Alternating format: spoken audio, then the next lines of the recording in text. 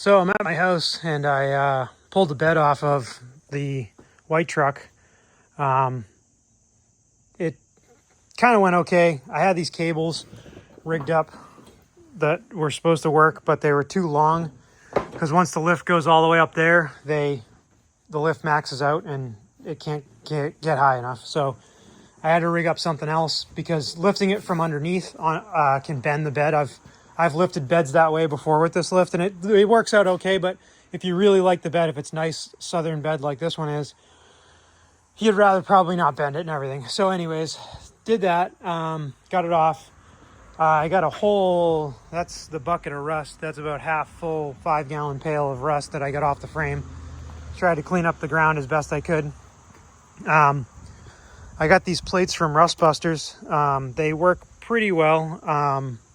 They're gonna get to about here, and I think I might buy the plate that goes to about here if it goes that far. If it goes any further, I think it wouldn't be worth the slice. It's got a double frame that's kind of starting to rust jack.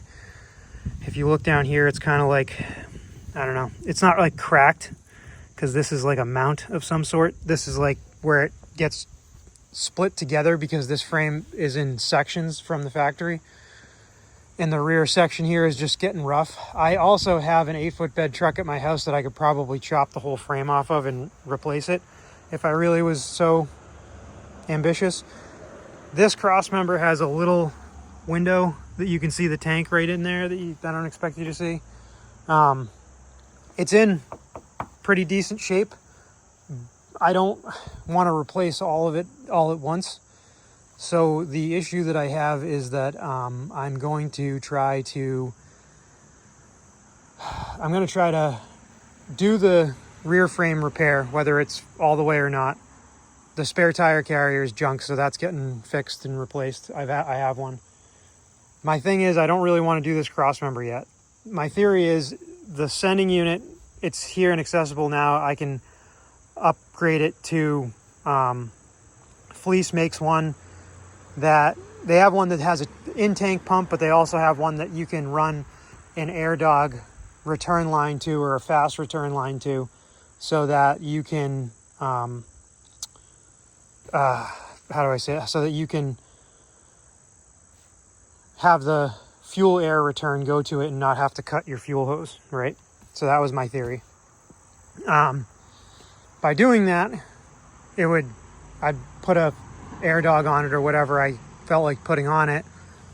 But on top of that, if I didn't replace this cross member, my theory is by the time the cab corners and rockers need to be replaced, that cross member will be worse, and you pull the bed off, do the cab corners and rockers and that cross member at the same time.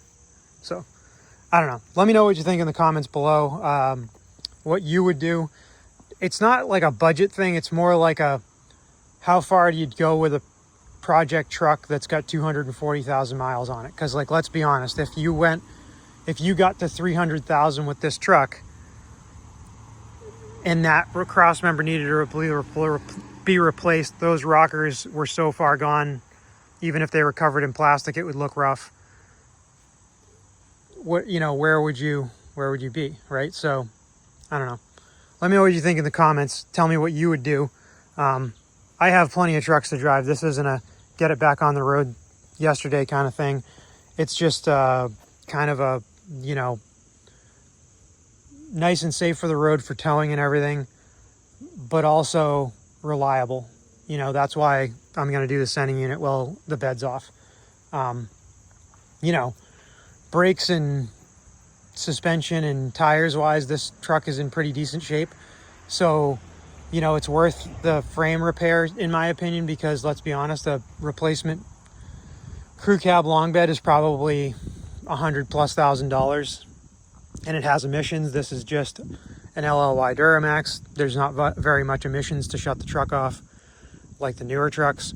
So let me know what you would do. I'll document more of this if you want me to. Like I said, those plates are from Rust Busters. They're not sponsoring me. It's just great that somebody's making a plate that can go over the existing metal. They got some, you know, this one's the left one. They etch all this stuff out. They got some cool stuff where like you can punch these out if you don't want to drill or torch or air hammer the rivets out.